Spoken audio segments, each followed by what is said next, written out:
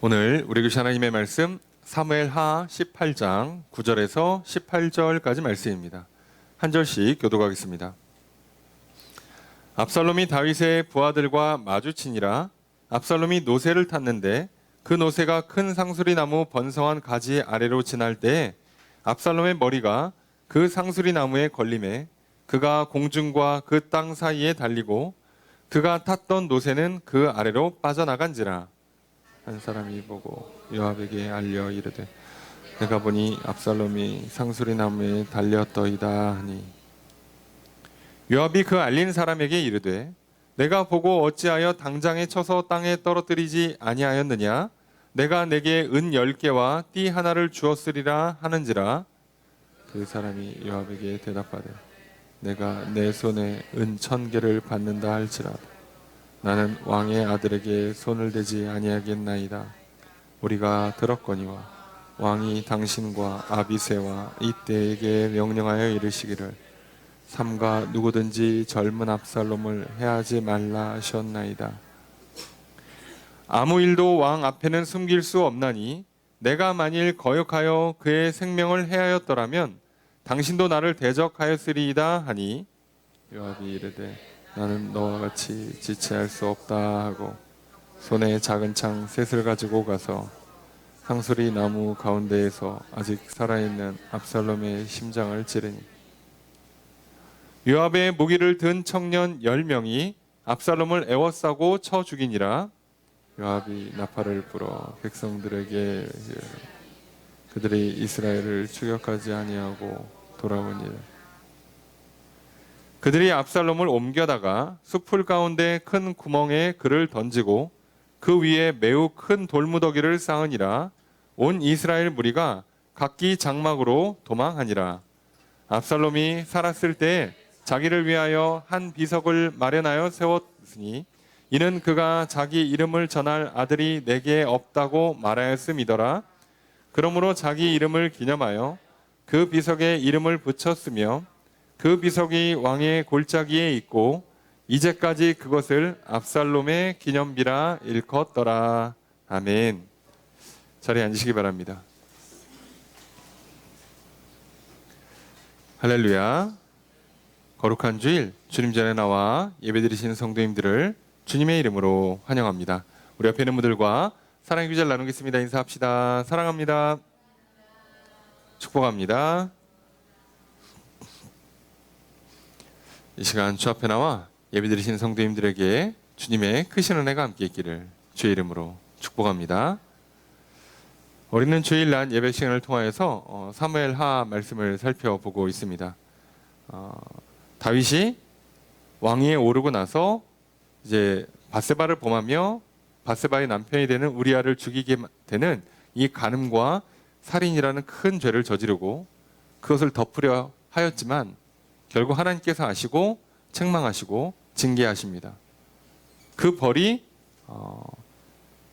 집안에 칼부림이 있을 것이다 라고만 간단하게 설명되었지만 다윗의 생명은 해하지 않고 왕권을 끊지 않겠다고 약속해서 뭐 큰일 없이 별일 없이 넘어갈 줄로 알았지만, 그래서 다윗과 밧세바 사이에서 낳은 아이가 죽는 것으로 대충 끝나고 정리가 됐겠지라고 생각할 수 있었습니다.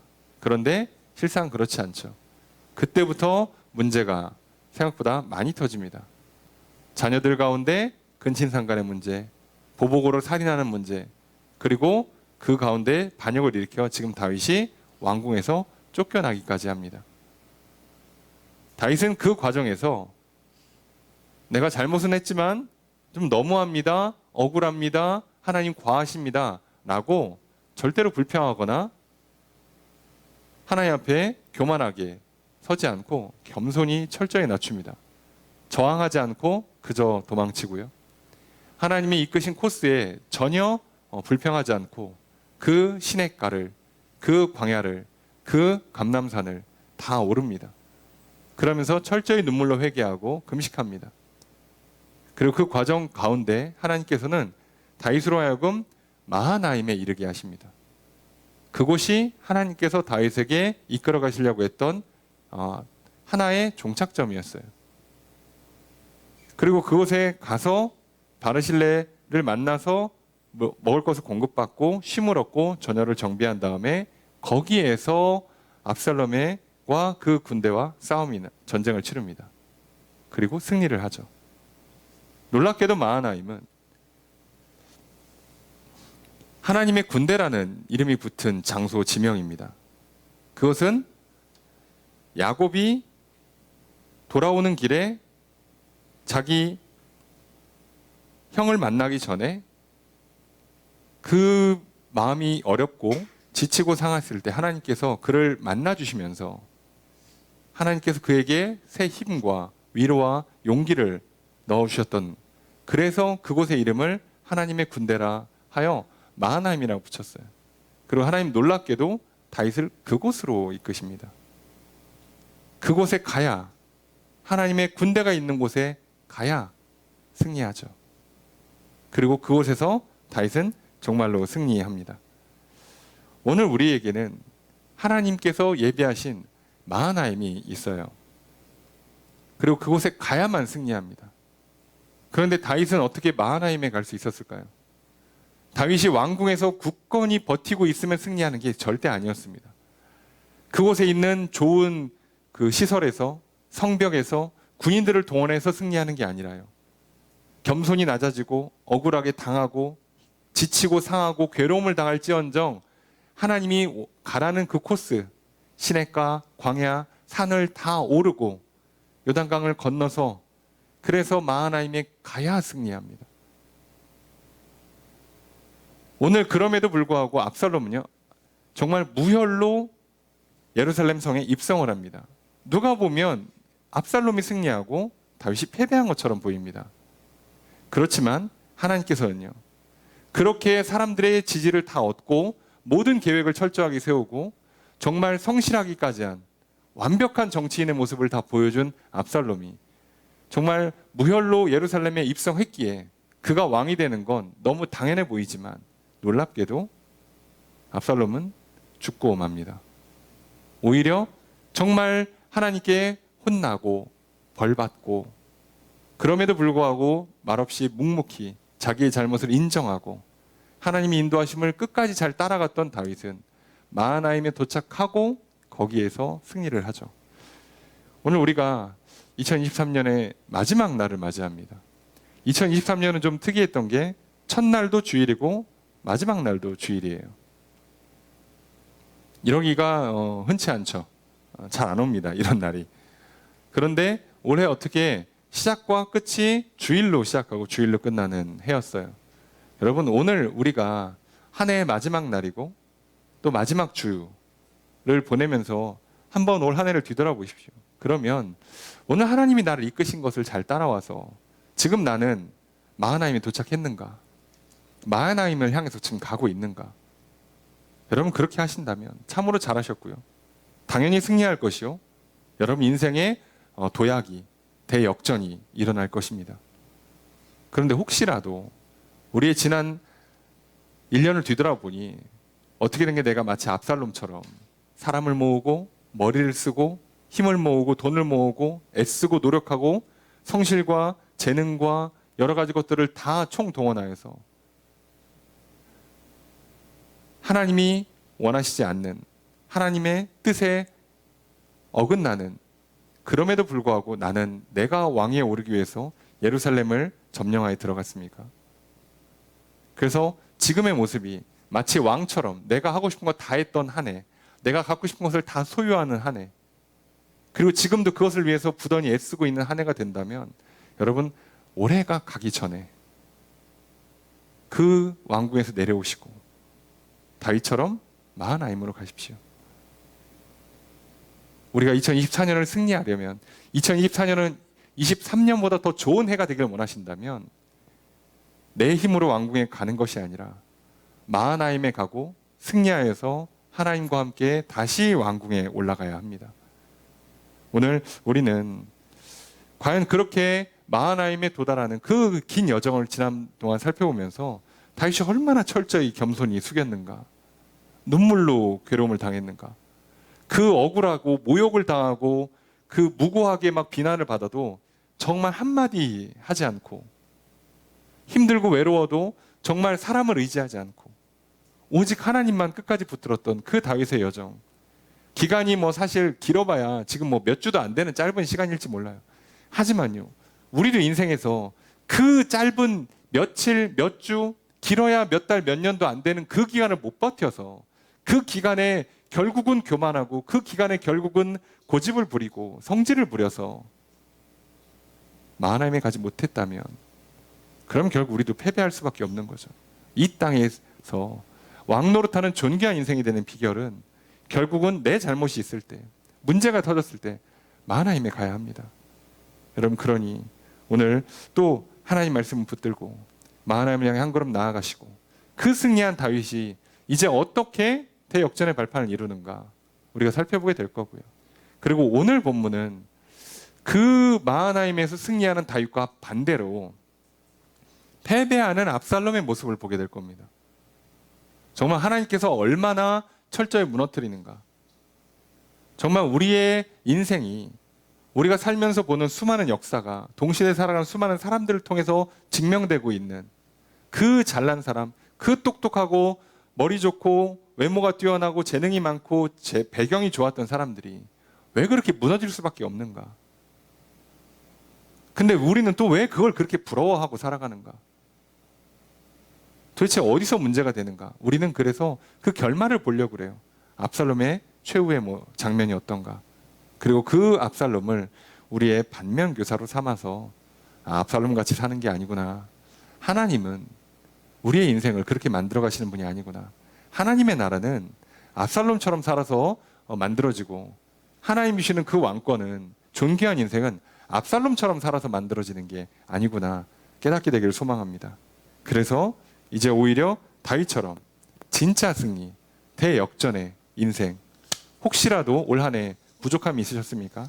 실수가 있었습니까? 큰 죄악이 무너졌습니까? 병들고 아프고 일이 잘 안 풀리고 관계가 깨지고 하는 모습들이 있었다면 올해로 마무리하시고 2024년에는 대역전의 놀라운 승리가 일어나게 되기를 소망합니다.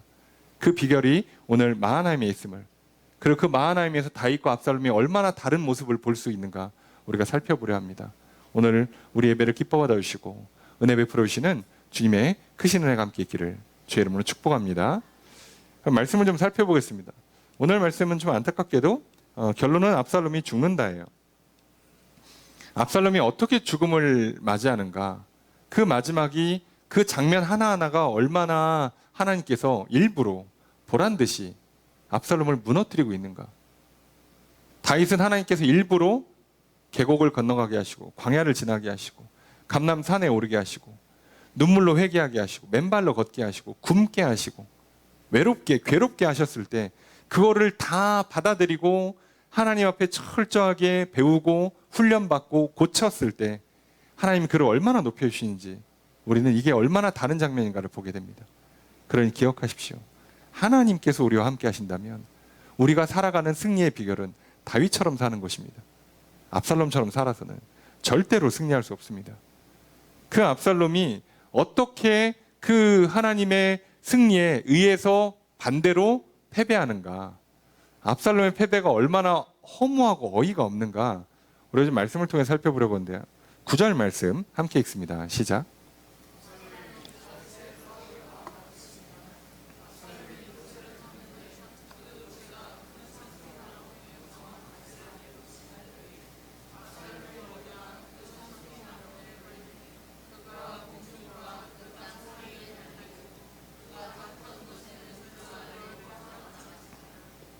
자, 압살롬이 다윗의 부하들과 마주칩니다. 전쟁을 패배하고 패배하다 보니 당연히 밀리는 형국이 되고요. 그러니 압살롬을 추격하는 다윗의 군사들이 있겠죠. 그래서 그 상황이 됐어요. 그래서 어떻게 합니까? 당연히 압살롬은 도망쳐야죠. 근데 도망치는데 압살롬이 노새를 타고 있어요. 현재 우린 여기서부터 좀 봐야 됩니다. 왜 말이 아니라 노새를 타는가?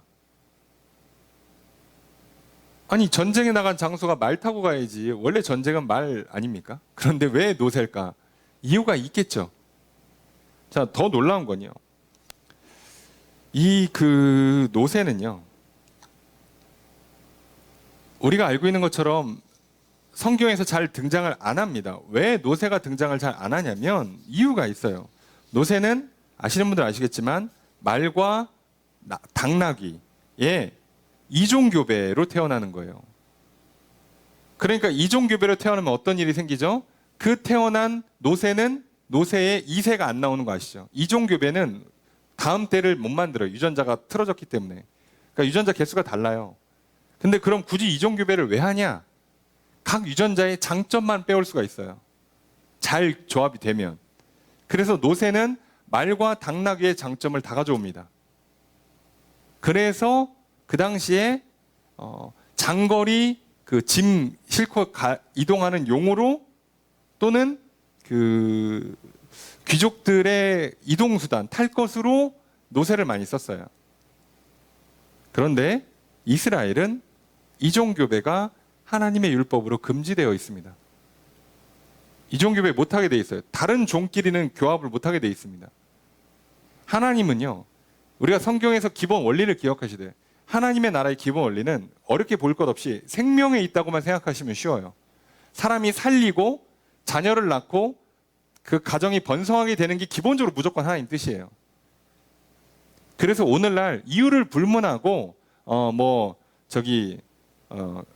빛이 나는 솔로를 아무리 외쳐봐야 빛이 안 납니다. 하나님 나라에서는. 소용없어요. 죄송한데요. 여러분, 하나님 나라의 방식은 무조건 생명력에 있다고 보시면 돼요. 그러니까 건강하게 살다가 그러다가 성인이 되고 때가 되면 결혼하여서 자녀를 잉태하는 것이 베스트라고 이해하시면 돼요. 그게 제일 좋은 겁니다. 근데 내가 지금 그거를 못하고 있다 그러면 내 인생이 100점짜리로 가고 있지 못하고 있다고 받아들이시면 돼요. 그럼 거기에 하나님이 특별한 뜻이 있으면 좀 그나마 다행인데 내가 잘못하고 있는 거면 오로지 내 손해입니다. 그렇게 이해하시는 게 맞아요.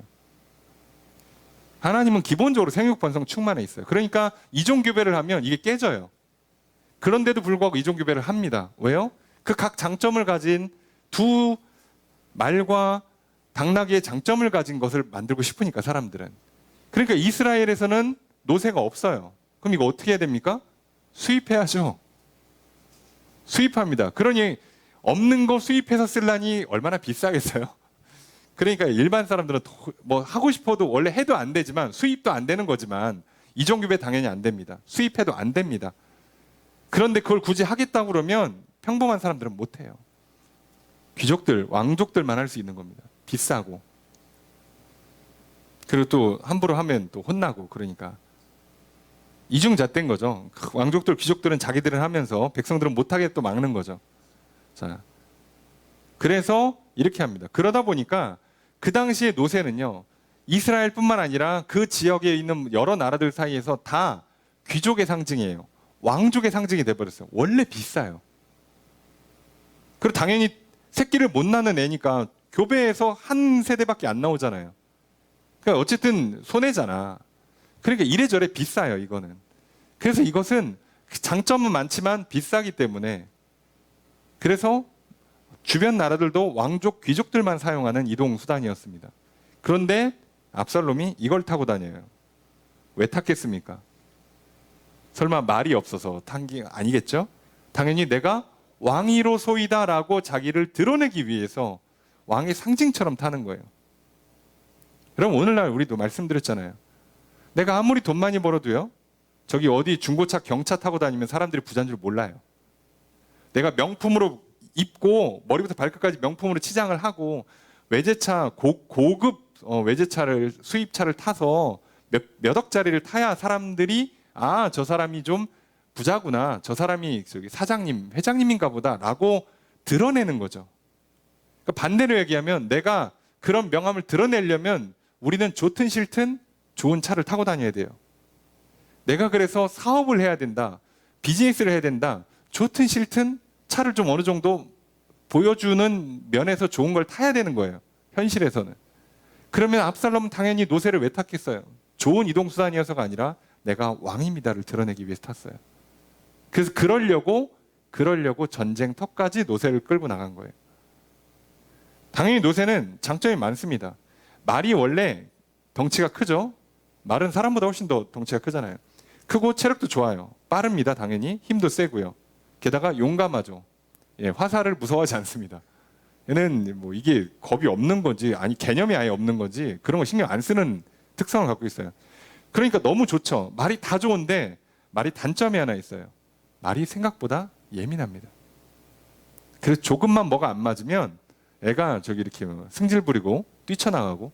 그러니까 처음에 말을 탈 때요. 길들이는 시간은 꼭 갖잖아요. 길들여줘야 돼요. 그리고 그게 안 되는 말들은 전쟁터로 못 데려가거나 또는 이동수단으로 못 써요. 예민한 애들이 있어요. 그 예민하면 승질 부려요.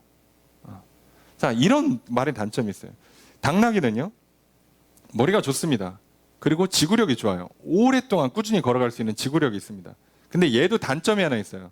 당나귀는 고집이 엄청 셉니다. 한 번 뭐가 안 맞으면 예, 아시죠? 예, 얘가 이게 고집이 있어가지고 한 번 소위 들어 누우면 주인의 말도 안 들어요. 그때 한 번 애가 진짜 그 뭐가 걸려서 살짝 뭐 약간 핀트가 나가서 얘가 약간 돌았다 그러면 이건 이제 답이 없는 애예요. 당나귀의 그 특성이 있습니다. 그러니까 말과 당나귀를 조합을 하잖아요. 그러면 장점만 나와요. 말보다 좀 작아서 타기도 편하고, 그런데 말처럼 힘도 좋고 빠른데 지구력도 좋아요. 머리도 좋은데 예민하지도 않아요. 고집도 덜 세요. 최고죠. 그죠?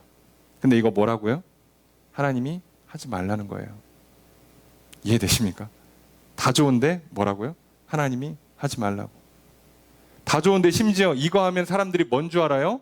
왕족인 줄 알아요. 왕인 줄 알아요. 너무 좋은데 하나님이 하지 말래요. 그래서 이스라엘 왕들 중에 노새를 탄 왕이 없어요. 자, 타지 말라니까 안 탄 거예요. 근데 압살롬은 탑니다. 나 왕이 되고 싶으니까. 여러분, 내가 대단한 사업체를 운영하는 그런 비즈니스 하는 사장님이야, 회장님이야. 그래서 사실 아시죠? 고급 세단은요, 원래 오너 드라이브 하는 게 아니에요. 저기 다 기사가 운전하는 거예요. 다 뒤에 타는 겁니다. 좋은 차들 보시면 그 뒷자리에 모든 옵션이 다 돼 있어요. 뒤에 타는 차예요. 여러분들이 차값이 이제 슬슬 막 그 1,000만 원 후반대 아니면 억을 향해서 간다. 웬만한 차들은 다 뒷자리가 제일 좋습니다. 근데 그 차를 사서 우리는 주로 운전하고 다니죠. 왜요? 내가 사장님인 걸 보여주려고. 내가 돈 많다고 자랑하려고. 또는 어떤 의미에서는 허세 또는 사기를 치려고. 그래서 하는 거예요. 그러면 하나님께서 그리스도인들에게 그러면 그 비싼 수입 외제 고급 세단을 타라고 할까요? 타지 말라고 할까요? 웬만해서는 타지 말라고 하실 겁니다.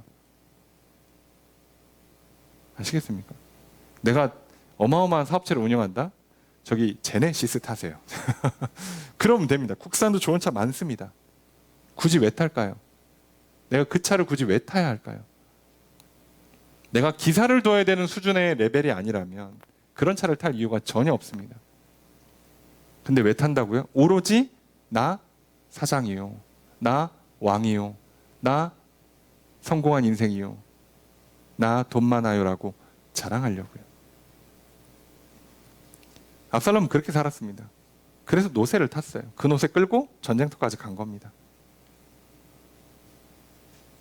그래서 사실 우리는 용도에 안 맞게 살고 있는 거죠. 그래서 진짜 그런 그 고급 외제차 타시는 분들 보면 가끔 이해가 안 되는 게요. 그 뒤에다가 막 트레일러 붙이고 캠핑장 가고요. 저 위에다가 저 이렇게 그 뭐 얹어가지고 짐 싣고 뭐 스노우보드 싣고 자전거 싣고 막 다니시고요. 산길 오르고. 아니 그 거기 가라고 만든 차가 아니에요. 그 고급 세단들은. 그런데 심지어 내가 운전하라고 만든 차도 아니에요. 남이 운전해 주는 거 난 뒷자리에서 타는 차인데 내가 운전하고 다닙니다. 우리 그렇게 살아요. 많은 사람들이 그렇게 삽니다. 그런데 그렇게 살아서 그 좋은 노새를 타고 가니까 필연적으로 문제가 하나 생깁니다. 아까 말씀드렸죠. 노새를 탔기 때문에 필연이 하나 발생해요. 노새는 말보다 조금 작습니다. 당나귀와 말 사이의 키예요. 그러니까 이것 때문에 어떤 문제가 생긴 거냐? 오늘 보니까 그 노새가 큰 상수리나무 번성한 가지 아래로 지날 때에 문제가 터지는 거예요. 왜요? 압살롬의 머리가 그 상수리나무에 걸려요. 당나귀 탔으면 안 걸려, 낮아서. 말 탔으면 안 걸려, 높아서, 거꾸로. 그냥 부딪혔거나 아예 못 갈 줄 아니까 피해 갔겠죠. 그런데 노새를 타니까 지나갈 줄로 알고 노새는 지나갔는데 위에 탄 사람이 못 지나간 거죠. 내가 그 소위 뭐 외제차라고 특정해서 좀 그렇지만 그 외제차를 안 샀으면, 안 탔으면, 그 외제차 탄 사람을 내가 그 좋게 보고 그 사람의 좋은 이미지 호감 때문에 속지 않았으면 될 문제예요. 근데 내가 거기에 넘어가서 필연적으로 문제가 발생하는 겁니다. 할 수 없어요. 예. 사기치는 사람 치고 좋은 차 안 타는 사람이 어디 있겠어요. 사람들은 그걸 봐야지 믿는데. 그죠? 올 한 해 마무리하는 시점에 보면 올 한 해 뭐 10대 뉴스 이런 거 나오잖아요. 뭐 키워드. 예.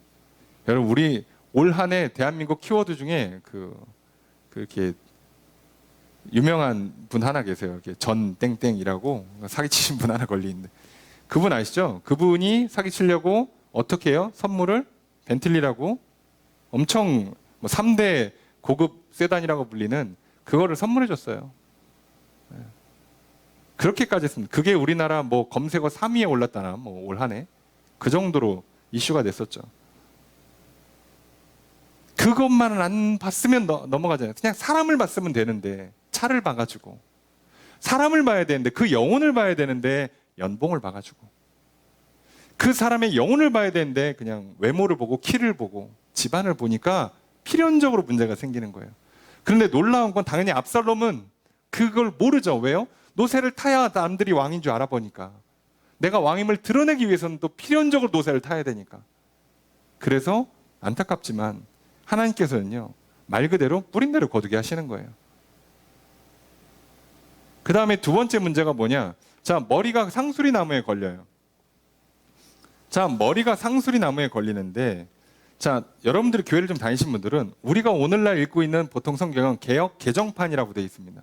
근데 그 전에 번역을 개역 한글 번역이라고 하는데요. 개역 한글 번역에서는 머리카락이라고, 머리털이라고 번역이 되어 있어요. 그러니까 이거를 그 압살롬이 우리가 이제 그 14장에 보면 압살롬이 매년 머리를 자르면 뭐 한 세겔이 됐더라 이랬잖아요. 그때 머리카락을 자른다라고 할 때에도 이 단어를 똑같이 써요. 그러니까 이거를 머리털로 번역해도 되긴 됩니다. 그래서 예전에는 이걸 뭐라고 많이 이해했어요? 그 자기의 미모를 뽐내던 전쟁 나가면 머리 좀 묶고 자르고 그래야 되는데 그걸 이렇게 휘날리면서 가다가 이렇게 나뭇가지에 걸려가지고 꼴 좋다. 사람이 그렇게 자랑하고 막 허세 부리면 안 된다라고 이해를 했는데요. 그렇게 이해하면 조금 의미는 나쁘지 않은데 좀 필연적인 문제가 생겨요. 여러분 그래도 왕이 될 사람이 전쟁에 왕들은 다 웬만하면 싸움 잘합니다. 다 군사훈련 받아요. 고대 왕들은 그거 안 받는 사람이 없습니다. 자, 그 정도 되는 사람이 내 머리카락이 나무에 걸려서 대롱대롱 매달려 있으면 어떻게든 탈출합니다. 그거 못하진 않아요. 뭐 칼로 머리를 자르든 풀어헤치든 어떻게든 그 나뭇가지를 부시든 하겠지.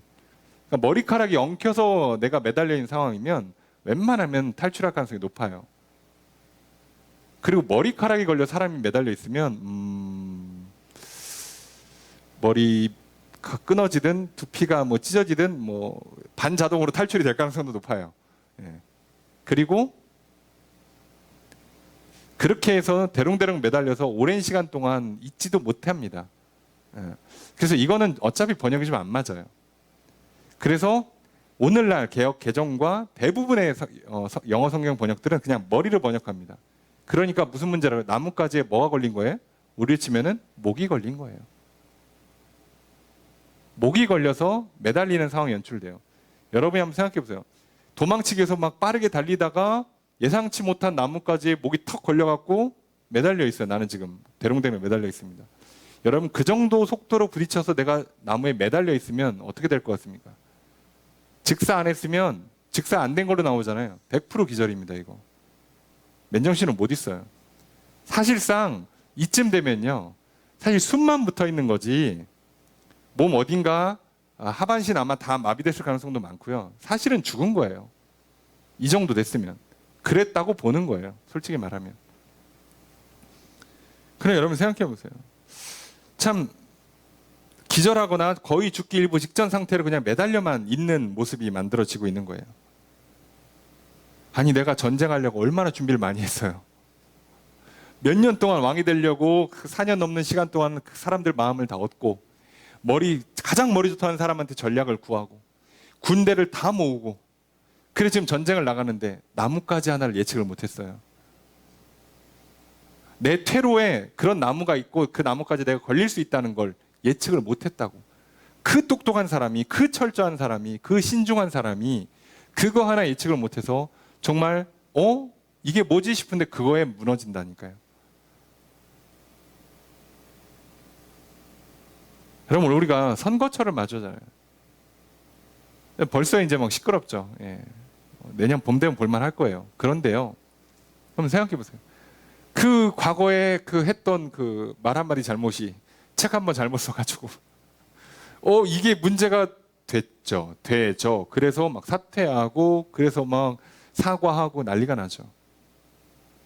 그 똑똑한 사람들이 몰랐겠습니까? 근데 그게 나중에 이렇게 되는 거예요. 별거 아닐 거라고 생각했는데 나는 분위기상 웃자고 농담을 한 말인데 그게 내가 그 자리에 올라가서는 그런 농담을 하면 안 되는 사람이 된 거예요. 나도 그렇게 빨리 그 자리에 올라갈 줄 몰랐던 거지. 서로 몰라요.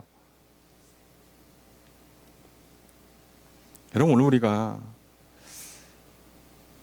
내가 다 예측할 수 있다, 알 수 있고 할 수 있다라는 그 착각이요, 그 교만이요, 정말 말 그대로 나뭇가지 하나, 그 말도 안 되는 작은 변수 하나에 망가지는 거예요.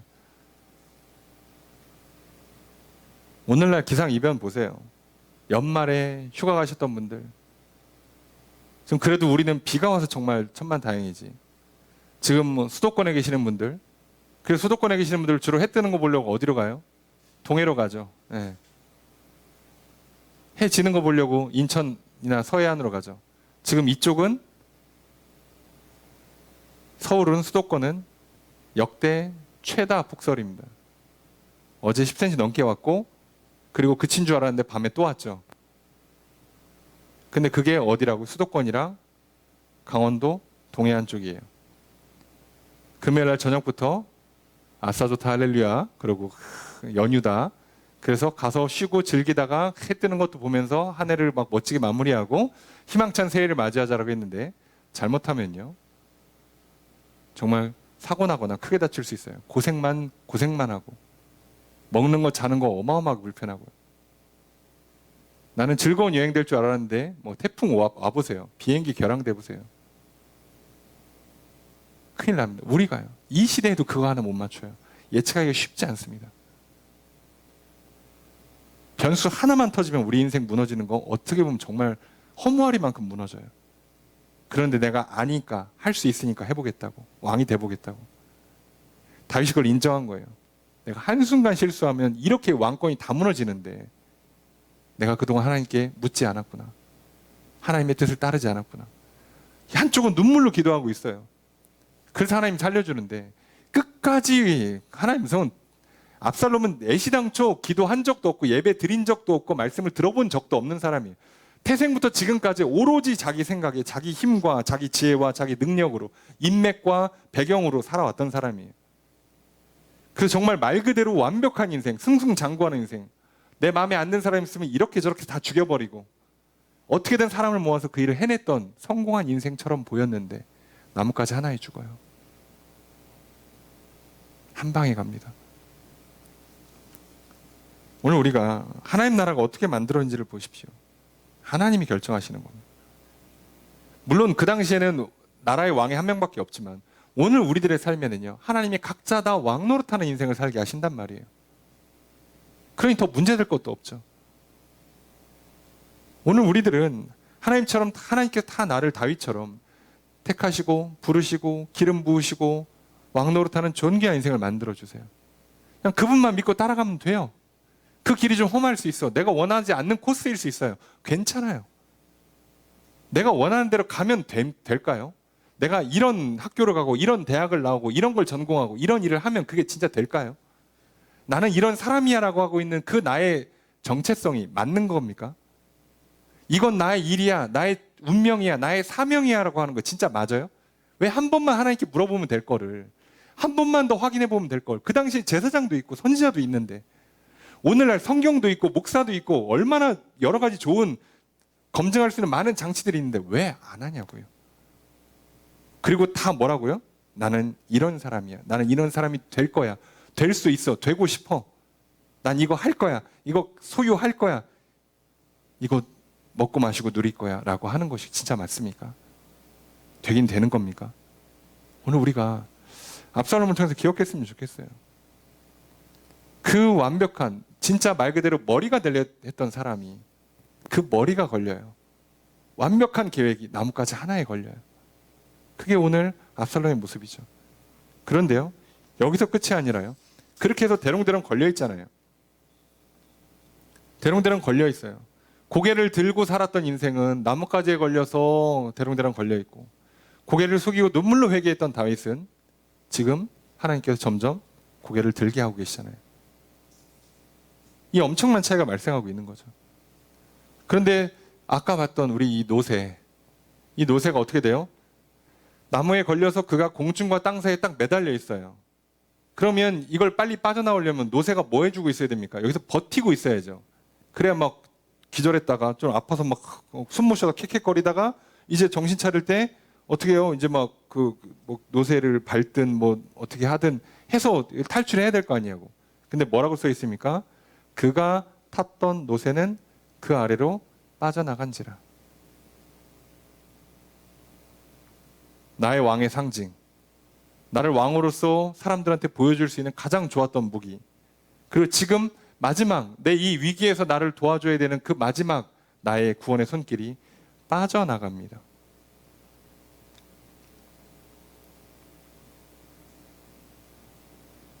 여러분 생각해 보세요. 왕이 되기 위해서 전쟁을 치르는데 내가 그 노새 위에서 싸우다가 칼이나 창이나 화살 맞아 죽어도 참 불쌍한 인생인데 그 노새가 빠져나가서 매달려 있는 인생은 얼마나 비참합니까? 내가 내 자존심이라고 생각했던 것들 있잖아요. 그게 내 외모가 됐든 내 재능이 됐든 배경이 됐든 집이 되고 차가 됐든 인맥이 됐든 그게 마지막 순간에 빠져나가서 그게 나를 안 도와주면 얼마나 비참한 인생이 돼요. 여러분 생각해 보세요. 내가 좋은 인맥이 있어. 문제가 터졌습니다. 그래서 어떻게 해요? 너 내가 누군지 몰라? 그래가지고 막 내가 전화하면 그 뭐야 국회의원 누구 있어? 내가 누구 회장님 내가 알아. 전화해서 딱 했는데 그 사람 전화 안 받으면 그 순간에 전화했더니 다음부터 연락하지 마세요. 뚝 끊어버리면 난 뭐가 되는 거예요? 내가 건강을 믿고 막 일을 밀어붙이고 있었는데 갑자기 몸이 아프면, 내가 돈이 있어서 그 일을 밀어붙이고 있는데 갑자기 이상하게 돈이 빠져나가기 시작하면, 내가 믿었던 사람이, 내가 차가, 내가 집이 나를 안전하게 보호해주고 나의 자존심이 되어줄 거라고 믿었는데 그게 갑자기 사라지면,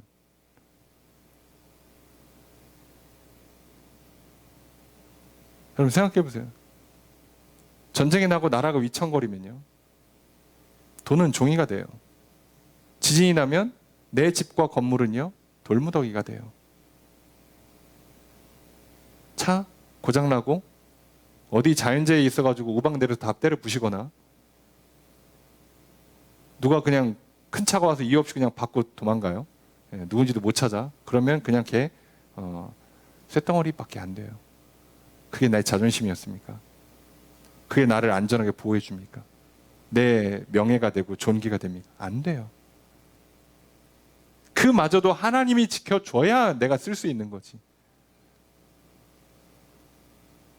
오늘 우리는 압살롬이 무너질 때 이렇게 가는구나. 내가 나를 드러내기 위해서 만들었던 내 스펙이, 내 장점이, 내 강점이, 그래서 그걸 믿고 의지했더니, 그래서 그거 하려고 하나님 말씀이고 뭐고 다 갖다 버리고, 그래서 나는 악착같이 그걸 붙들었더니 그게 그냥 빠져나가요, 위기의 순간에. 그리고 그것 때문에 문제가 터지고, 그것 때문에 어이없는 나뭇가지 하나에 걸려 넘어지고, 그리고 믿고 의지하고 붙잡았던 게 다 사라져버리는 안타까운 인생이 발생하죠. 참, 이 압살롬 보고 있으면요, 하나님께서 좀 정확하다라는 생각이 들어요. 왕이 되고 싶어? 그러면 너의 마지막을 이렇게 만들어줄게. 얼마나 바닥으로 꽂으시는가. 자, 이렇게 되고 나서 이제부터 이제 압살롬이 이제 사냐 죽냐가 결정이 나야 되잖아요. 사실 거의 이제 죽음을 향해 치닫고 있는데 어떤 사람이 봤어요. 한 병사가 보고 안 죽입니다. 요압한테 보고만 해요. 압살롬이 나무에 달려 있습니다. 보고를 하니까 요압이 얘기합니다. 아니, 죽여야지. 보고만 하면 어떡해? 너 죽였으면 내가 은 10개랑 띠 하나 줬다. 포상을 해줬을 거다. 이렇게 합니다. 그랬더니 그 사람이 뭐라 그러냐? 12절 함께 읽습니다. 시작.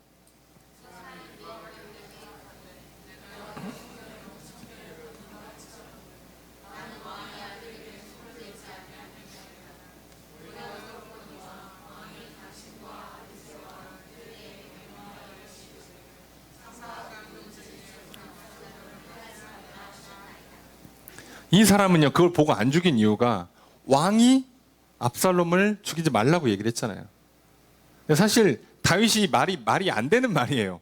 적장을 죽이지 말고 전쟁을 치르라는 게 말이 됩니까? 적장이를 죽여야 전쟁이 끝나는데. 다윗도 어차피 이룰 수 없는 무리한 부탁을 했어요. 그리고 지금 이 병사도 그 무리한 부탁을 어떻게든 지키려고 애를 쓰고 있는 거예요.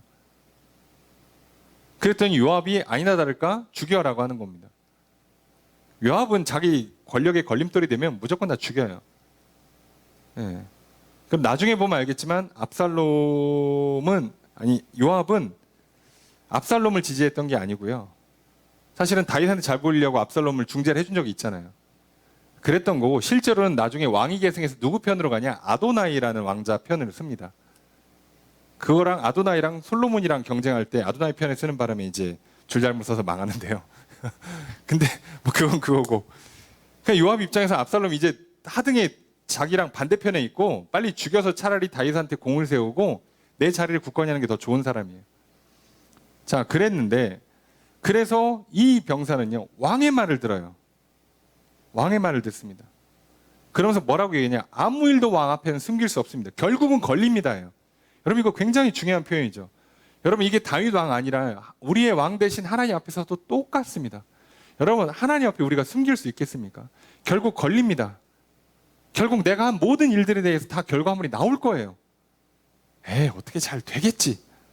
괜찮을 거야 라고 절대 외면하고 부정하지 마십시오. 결국 다 뿌린 대로 거둡니다. 스스로 속이지 마십시오. 근데 이 병사가 놀랍게 그걸 알고 있어요. 내가 몰래 죽인다고 한들 결국 걸리지 않을 거냐.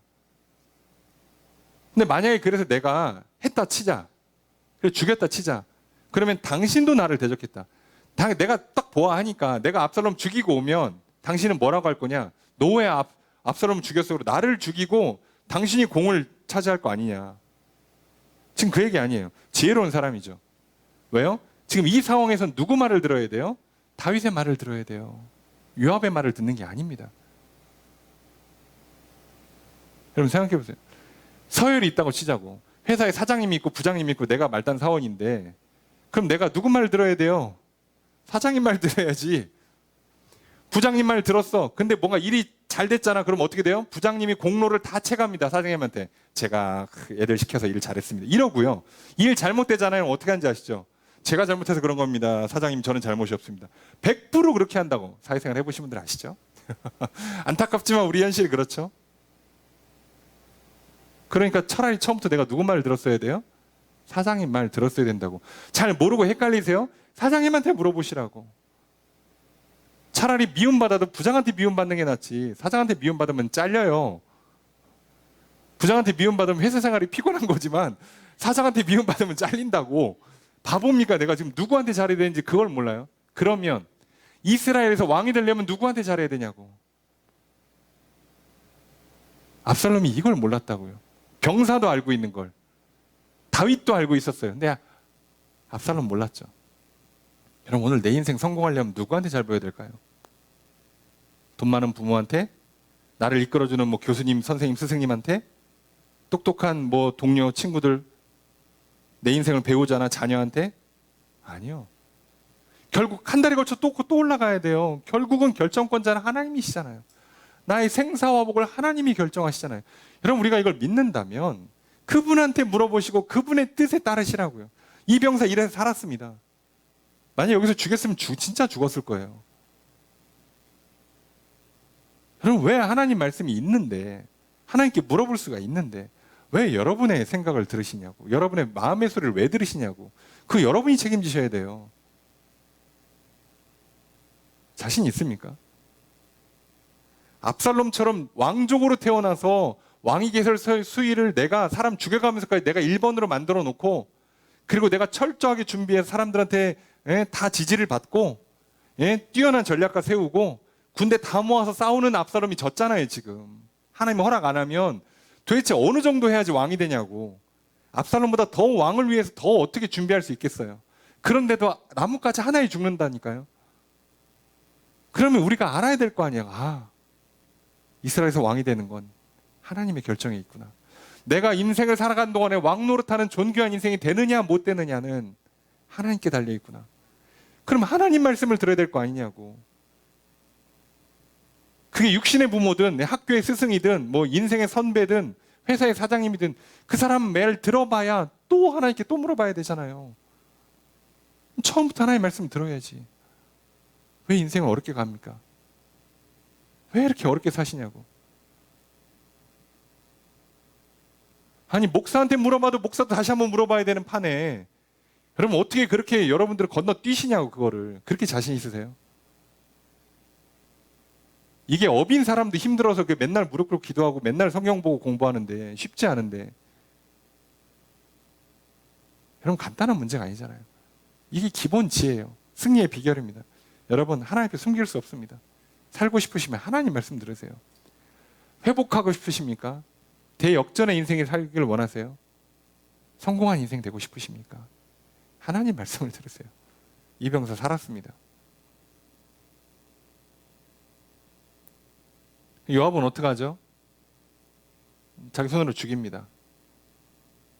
근데 나중에 우리는 이 요압의 결말도 알죠. 그렇게 또 압살롬 저리 가라 하는 이 권력의 욕심, 심지어 어마어마하게 그 끝까지 생존한 진짜 살아있는 이스라엘의 제2인자인 요압이 최후가 어떻게 되나요?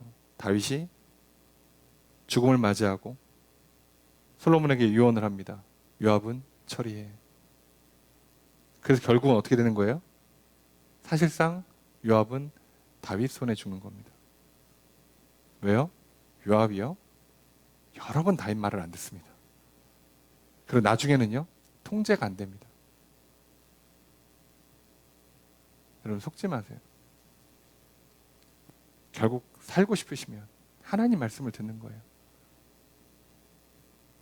그럼 우리가 이걸 놓쳤어요. 그래서 가져가서 죽입니다. 죽이고 창 3개나 들고 가서 죽이고 심장 찌르고, 그리고 병사도 10명 데려가서 에워싸서 쳐 죽여요. 자, 그 다음에 어떻게 합니까? 나팔 불어요. 전쟁 끝났다는 신호를 줍니다. 끝났죠. 죽었으니까 전쟁 끝났죠. 자, 그러고 나서 어떻게 하냐? 17절 함께 읽습니다. 시작.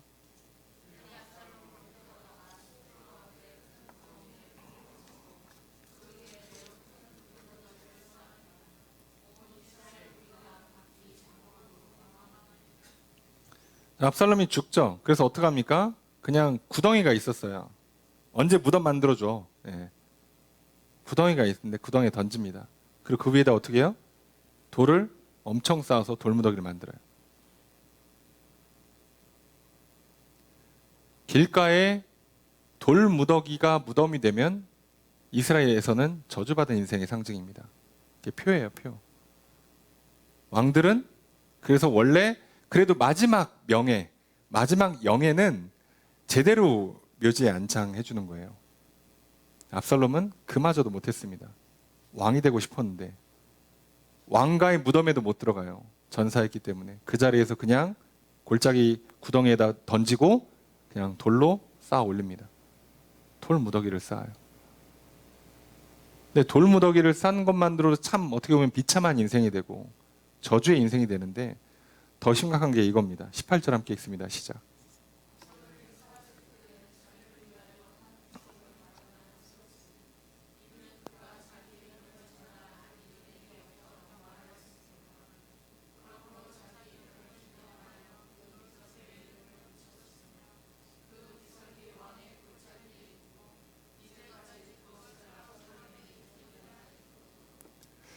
압살롬 대단한 게요. 왕이 되기 전에 이미 마음은 왕이거든요. 그러니까 내가 왕이라고 생각을 해보니까 압살롬이 원래 아들이 하나 있긴 있습니다. 딸 셋의 아들 하나라고 나오는데 성경에. 근데 그 아들 이름이 안 나와요. 그래서 많은 학자들이 애가 그 대를 이어갈 정도가 못 되는 뭐 애가 좀 장애가 있든가 일찍 죽었든가 했을 거로 파악을 하는 거죠. 왜냐면 딸 중에 이름 하나는 다말로 만들었다고까지 해주잖아요. 근데도 아들의 이름이 안 나온다는 건 구약 성경에서 아들의 이름을 안 쓰면 대부분 일찍 죽었거나 문제가 좀 있는 거예요. 그러니까 압살롬 입장에서는 내가 왕이 될 거고 왕이 되는 게 확실해. 이렇게까지 했으면 왕이 돼야 돼. 사람들 그렇게 내가 이렇게 지지를 받고 똑똑한 사람들 다 내 편으로 이렇게 모으고 했으니 거사를 일으키면 무조건 성공해. 나는 왕이 될 거야. 근데 보니까 아들 레미가 없어. 내 왕을 이어갈 사람이 없어. 그러니까 내가 죽으면 그게 비석을 내 아들이 그걸 못 만들어 줄 거 아니에요. 내가 왕권은 누구한테 줄지언정 사위한테 줄지언정 아니 내 비석을 만들어 줄 아들 레미가 없네. 그래서 어떡합니까? 자기가 만들어요. 자기 비석을 자기가 만듭니다. 그죠? 압살롬 여기에 잠들다 그렇게 이력 쫙 써가지고 몇 살 때 왕이 되고 몇 살 때 뭐를 하고 쫙 지가 써놓은 거예요. 자기가. 대단하지 않습니까? 근데 우리도 약간 그런 거 있잖아요. 그죠? 이미 입학하기 전에 대학교에 가서 과 대표하고 학생회장하고 그 과 수석하고 다 머릿속에서는 이미 다 그런 거죠. 연애 시작하면 결혼해서 손자 손녀까지 다 보는 거고요. 다 우리는 이미 이렇게 다 계획을 갖고 있잖아. 머릿속에서. 그래도 압살롬처럼까지는 안 한단 말이죠. 근데 압살롬은 그 정도의 사람이에요. 대단하죠. 그러니까 정치인으로서는 거의 완벽에 가까운 사람이라고 봐도 과언이 아니에요. 근데 안 된다니까요. 여러분 똑똑한 사람이 성공하는 거 아니에요. 성실한 사람이 성공하는 거 아닙니다. 하나님이 허락하셔야 성공해요. 속지 마세요. 그냥 우리는 머리 쓰고 성실하게 일할 뿐이지. 성공의 여부는 하나님이 결정하시는 거라고. 자, 그래서 비석을 세웁니다. 비석을 왕의 골짜기, 왕들의 그 무덤이 있는 그 골짜기에 이미 갖다 놨어요. 그거 보통 이렇게 비석 세우면요. 우리 한국식 비석처럼 뭐 몇십 센치짜리가 아니고요. 최소 거의 10m 이상 올라간답니다. 어마어마하게 의리애하게 졌죠. 그래서 사람들이 그걸 뭐라고 부른대요? 압살롬의 기념비라고 부른대요. 근데 정작 본인의 시신은 어디 있어요? 저기 마하나임 그 에브라임 산지 어디 골짜기에 돌무더기 가운데 있죠. 시간 지나면 그거 다 무너지겠죠. 뭐. 고대에는 이장 안 합니다. 함부로. 끝난 거예요. 그러면 자기 손으로 만든 나는 이런 인생이 될 것이다 라고 자서전을 썼어. 자서전까지 쓰고 나중에 허무하게 죽고 나서 사람들이 그 책을 보면 뭐라고요? 망한 인생의 표본이 되는 거야. 이게 성공한 인생의 표본의 책이 아니라 야 이렇게 사니까 망하더라가 돼버린 거잖아요. 다음에 압살롬의 기념비는요. 이게 사람들이 그걸 볼 때마다 성공한 인생의 그 표본이 아니라 저렇게 살면 망하는구나가 되는 거예요. 자기 손으로 자기의 수치를 세운 거라고요. 당연히 그렇게 될 줄 몰랐지. 내가 한 그 일이, 내가 한 그 만난 그 사람이, 내가 하고 있는 그 결과물들이 나는 그게 나중에 자랑이 될 줄로 안 거예요. 명예가 될 줄로 알고 한 건데 내가 이 일을 하면, 이 직장을 얻으면, 이 사업을 하고 돈을 이렇게 모으고 집을 사고 차를 사고 옷을 이렇게 입고 이런 걸 먹고 마시고 즐기고 사진 찍어서 다 올리고 자랑하고 저런 사람 만나고 내 자식을 이렇게 키우고 하면 자랑일 거라고 생각하고서 했는데 한순간에 망한 인생이 되잖아요. 그게 망한 인생의 표본으로 바뀌는 겁니다. 우리 주중에 유명한 연예인 중에 한 분 돌아가셨잖아요. 누군가에게는 그 일부 전까지만 해도 성공한 인생의 표상이었단 말이에요. 부러움의 대상이었는데 그렇게 무너지고 나면 저렇게 살면 안 되는구나 가 돼버려요. 좋든 싫든. 저 삶이 부럽지가 않아요. 뛰어난 외모, 열심, 열정, 기회를 만나고 성공하고 인기와 명예가 있고 돈이 있는데 저렇게 살면 안 되는구나. 물론 그래놓고 사람들은 다 잊고 다시 또 반복을 하지만 그러면요 우리는 여기서 하나 기억할 필요가 있어요. 이 기념비의 문제를. 그러면 하나님께서는요, 이렇게 나의 기념비를 세우라고 하지 않으세요. 뭘 기념하라 그러냐면, 오늘 전도서 12장의 결론이 이렇게 나옵니다. 1절에 보니까 너는 청년의 때 너의 창조주를 기억하라. 곧 곤고한 날이 이르기 전에 아무 낙이 없다고 할 해들이 가깝기 전에 죽기 전 아직 젊은 청년의 시절에 뭘 하라고요? 창조주를 기억하래요. 왜냐? 12장 전도서 12장 7절 8절에 흙은 여전히 땅으로 돌아가고 영은 그것을 주신 하나님께로 돌아가기 전에 기억하라. 전도자가 이르되 헛되고 헛되도다. 모든 것이 헛되도다. 죽으면 끝이라는 거예요. 그러니까 언제 하라고요? 살아있을 때 하라고요. 압살롬은 살아있을 때에 자기를 위한 기념비를 자기가 만들었잖아요. 그러니까 사실은 맞는 일을 하긴 한 거예요. 살아있을 때 기념비를 만들어야 돼요. 그래서 뭘 만들어내냐고냐. 전도서 12장 13절 14절에 보니까 일의 결국을 다 들었으니 하나님을 경외하고 그의 명령들을 지킬지어다. 이것이 모든 사람의 본분이니라. 하나님은 모든 행위와 모든 은밀한 일을 선악간에 심판하시리라. 뭘 기념하라고요? 하나님을 기억하고 하나님을 기념해서 명령을 지키라는 겁니다. 나중에 심판이 있으니까. 심지어 말라기엔 더 짧게 나와 있어요. 말라기 3장 16절에 그때 여호와를 경외하는 자들이 피차 말하며 여호와께서 그것을 분명히 들으시고 여호와를 경외하는 자와 그 이름을 존중히 여기는 자를 위하여 여호와 앞에 있는 기념책에 기록하셨느니라. 사실상 기념은 여호와께서 하시는 거예요. 기념비를 기념책에다 기록하는 건 여호와가 하시는 거고 우리는 그분을 기념하는 거라고요.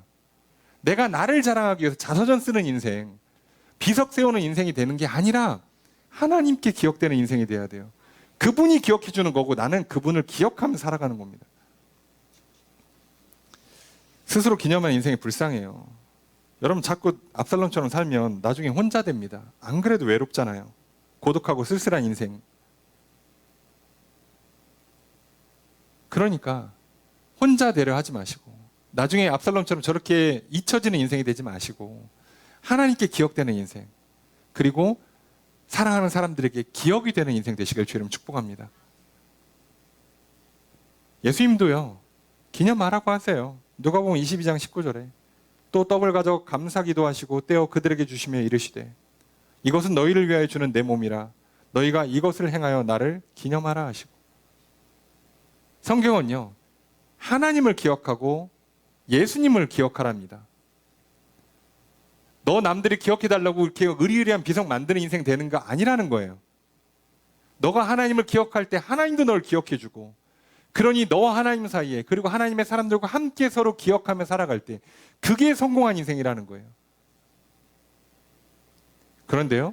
제대로 기념비를 세운 인생들이 있습니다. 성경에 제가 알고 있는 한 세 분이 등장하는데요. 기념비를 세운 제대로 된 돌 무더기를 세운 사람이 셋이 있습니다. 하나가 모세, 여호수아, 사무엘이에요. 모세가 홍해를 건널 때 홍해에서 돌을 건져옵니다. 그리고 홍해 건너와서 돌을 쌓아요. 그리고 그걸로 기념합니다. 후대들이 보면 하나님이 홍해를 갈르시고 애국 군대를 수장하셨다라고. 자기를 기념하는 게 아니에요. 나 모세야 내가 이끌어왔어 라고 기념한 게 아니라 홍해를 가르신 여호와를 기념합니다. 똑같이 여호수아가 요단을 가르고 나서 거기서 돌을 가져와서 또 돌을 쌓습니다. 그리고 거기도 기념을 해요. 요단을 가르신 여호와, 가나안을 정복하게 하신 여호와를 기념해요. 자기 이름을 내는 게 아닙니다. 그 중에 끝판왕은 사무엘입니다. 사무엘이 미스바에 모였다가 전쟁을 치르고요. 그리고 나서 승리하고 나서 큰 돌을 하나 세워요. 그 돌 이름 아십니까? 들어보셨습니까? 에벤에셀. 그게 돌 이름이에요. 도움의 돌이란 뜻입니다. 그리고 뭐라고 그 이름을 붙여줘요? 여기까지 인도하셨다. 다 돌을 뭐 때문에 쌓는 거예요? 다 여호와를 기념하려고 쌓던 사람들이에요. 모세, 여호수아, 사무엘 전부 다 여호와를 기념했던 인생들이에요. 그 사람들의 이름은 우리가 지금도 기억해줘요. 지금 영원히 기억납니다. 하나님이 기억하실 거고요. 하나님의 사람들이 함께 기억해 줄 겁니다. 근데 압살롬은요. 그 시대 누가 기억합니까? 지금 우리가 그 이름을 뭘 대단한 이름이라고 기억해 줍니까? 오히려 수치의 대명사, 저주의 대명사가 됐죠. 여러분 기억하십시오. 오늘 우리가 살아생전에 해야 될 것은 하나님을 기념하는 겁니다. 내가 높여지려고 하면 그러면 나무에 달려서 죽어요. 그거는 저주의 상징입니다. 돌 무더기에 깔려서 죽어요. 저주의 상징입니다. 그런데 나 대신에 저주를 당하신 예수 그리스도의 십자가를 기억하시면 우리는 존귀한 인생이 됩니다. 나를 창조하신 여호와 하나님을 기억하시면 존귀한 인생이 됩니다. 그분께 묻고 그분의 말씀을 따라 살면 결국은 재역전할 것이요, 회복할 것이요, 죄와 사망에서 구원받고 이 땅에 사는 동안의 생명과 복을 풍성히 누리게 되실 것입니다. 그러니 올 한 해를 마무리하는 오늘 우리가 나를 기념하는 인생 되지 마시고요, 올 한 해 뒤돌아보시면서 사진 쭉 뒤돌아보시면서 멋진 한 해였어 라고 하지 마시고 올 한 해 나를 여기까지 인도하신 하나님을 기념하시면서 오늘 하루 감사하며 보내시길 주 이름으로 축복합니다. 그리고 우리가 성경신 예배를 통해서 새해를 맞이할 때 그 하나님께 감사 찬양을 부르시고 또 새해에는 더욱 큰 생명과 복으로 인도해 달라고 은혜를 간구하며 살아갔으면 좋겠습니다. 그렇게 쓸데없는 기념비 세운 인생, 압살롬 같은 인생 되지 마시고요, 여호와를 기념하는 인생, 그래서 다윗처럼 왕 노릇하는 존귀한 인생 살아가시는 저 여러분 되시기를 주의 이름으로 축복합니다.